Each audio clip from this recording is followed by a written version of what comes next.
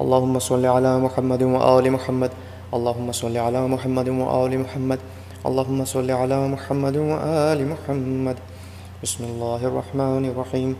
مشہور روایت ہے کہ عرب کے کسی شہر میں ایک سنارن رہتی تھی جس کا صرف ایک ہی لڑکا تھا۔ ایک روز جب سنارن کنویں پر پانی بھرنے گئی تو اس کا لڑکا بھی اس کے ساتھ ہو لیا۔ سنارن لڑکے کو کنویں کے قریب بٹھا کر پانی بھرنے لگی۔ کنویں کے دوسری طرف ایک کمہار رہتا تھا جس کی بھٹی اس وقت خوب دہک رہی تھی۔ لڑکا کھیلتے کھیلتے اس طرف نکل گیا۔ سنارن جب پانی بھر چکی تو کنویں کے قریب لڑکے کو نہ پا کر خیال کیا کہ گھر چلا گیا ہوگا۔ واپس گھر پہنچی تو گھر پر بھی لڑکا موجود نہ تھا۔ آخر ماں تھی بہت پریشان ہوئی اور روتی پیٹتی اپنے لخت جگر کی تلاش میں دوبارہ گھر سے نکلی۔ کنویں کے قریب آئی، جگہ جگہ ڈھونڈا، سرگرداں و پریشان پھرتی رہی، ہر ایک سے پوچھا مگر کوئی سراغ نہ ملا، کہیں پتہ نہ چلا۔ اسی طرح شام ہو گئی۔ یکایک شور ہوا کہ سنارن کا لڑکا کمہار کے آوے میں گر کر جل گیا ہے۔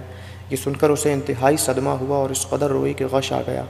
عالم غشی میں کیا دیکھتی ہے کہ ایک معظمہ نورانی چہرہ نقاب پوش تشریف لائی ہیں اور فرماتی ہیں کہ غم نہ کر، تیرا لڑکا بہت جلد تجھ سے ملے گا۔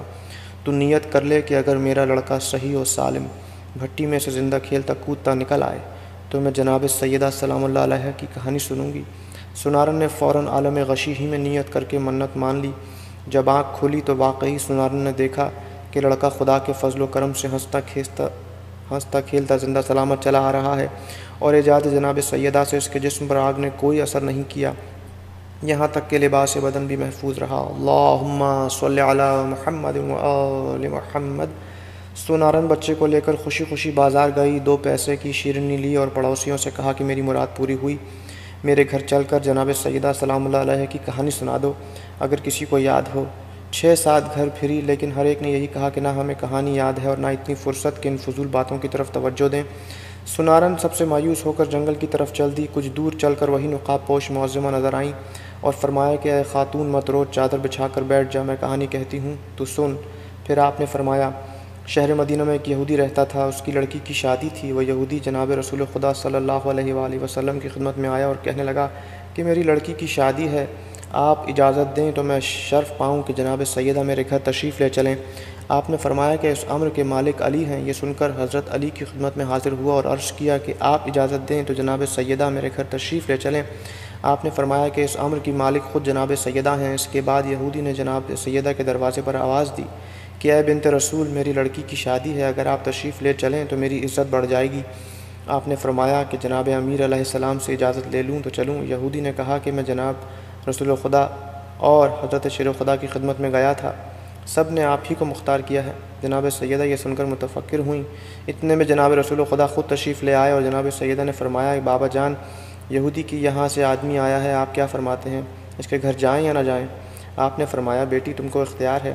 جناب سید نے عرض کیا کہ بابا جان، آپ کی سخت توہین ہوگی کیونکہ ان کی عورتوں کے جسم پر عمدہ اور نفیس لباس و زیورات سے مزین ہوں گے اور میرے پاس وہی پھٹے پرانے کپڑے ہیں جس میں جا بجا خرمے کے پیوند لگے ہیں۔ رسول خدا نے فرمایا بیٹی اسی حالت میں جاؤ جو مرضی ہے معبود۔ چنانچہ جناب سیدہ جانے کو تیار ہو گئیں۔ اپنی ڈیوڑی تک نہ پہنچی تھیں کہ حوران جنت آسمان سے نازل ہوئیں اور جناب سیدہ کو لباس فاخرہ پہنایا۔ کچھ حوریں دائیں اور بائیں اور کچھ پیچھے اور کچھ آگے روانہ ہوئیں۔ اس شان سے جناب سیدہ کی سواری یہودی کے مکان پر پہنچی۔ جو ہی آپ یہودی کے مکان پر پہنچی تمام مکان آپ کے نور سے روشن ہو گیا اور ایسی خوشبو پھیلی کہ دور دور تک خوشبو محسوس ہونے لگی۔ یہ شان و وقار دیکھ کر تمام یہودی عورتیں بے ہوش ہو گئیں۔ تھوڑی دیر کے بعد سب کو ہوش آیا مگر دلہن کو ہوش نہ آیا۔ لاکھ تدبیریں کی مگر سب بے سود ثابت ہوئیں۔ دیکھا تو معلوم ہوا کہ روح قفس عنصری سے پرواز کر چکی ہے۔ آنن فانن شادی کا مکان ماتم کدہ بن گیا۔ جناب سیدہ کو یہ دیکھ کر بہت تشویش ہوئی اور فرمایا کہ اطمینان رکھیے، ابھی ہوش آ جاتا ہے۔ اس کے بعد فوراً آپ نے 2 رکعت نماز پڑھ کر دعا کے لیے ہاتھ بلند کیا اور کہا کہ اے میرے معبود، میں بنت رسول ہوں، صدیقہ نام رکھا ہے تو نے بطول کا، جھوٹا نہ کیجیو مجھے صدقہ رسول کا۔ اے میرے معبود برحق، میں تیرے رسول کی بیٹی ہوں، میری عزت تیرے ہاتھ میں ہے۔ تمام لوگ یہی کہیں گے کہ سیدہ کے آتے ہی دلہن ختم ہو گئی، خانہ شادی خانہ غم بن گیا۔ کچھ دیر نہ گزری تھی کہ آپ کی دعا قبول ہوئی اور دلہن کلمہ شہادت پڑھتی ہوئی اٹھ بیٹھی۔ اللہم صلی علی محمد وآل محمد کہنے لگی میں شہادت دیتی ہوں کہ خدا وحدہ لا شریک ہے، حضرت محمد مصطفیٰ رسول برحق ہیں اور آپ ان کی دختر ہیں۔ آپ مجھ کو مذہب اسلام کی تعلیم فرمائیں۔ اور اس طرح صدق دل سے وہ عورت مسلمان ہو گئی۔ جناب فاطمہ زہرا کا یہ اعجاز دیکھ کر 500 یہودی مرد اور عورت مسلمان ہو گئے، اور آپ کو سب نے نہایت عزت و حرمت کے ساتھ رخصت کیا۔ ایک عورت آپ کی کنیزی میں دی اور آپ اپنے دولت خانے پر واپس تشریف لے آئیں۔ تمام ماجرا جناب رسول خدا سے بیان کیا۔ رسالت مآب صلی اللہ علیہ وآلہ وسلم نے بھی خدا کا شکر ادا کیا۔ یہ کہانی سنارن سے کہہ کر جناب سیدہ روپوش ہو گئیں۔ سنارن جب اپنے گھر واپس آئی تو کیا دیکھتی ہے کہ جن جن لوگوں نے کہانی سننے اور سنانے سے انکار کیا تھا اور فضول سمجھا تھا، ان کے گھروں میں آگ لگ گئی تھی۔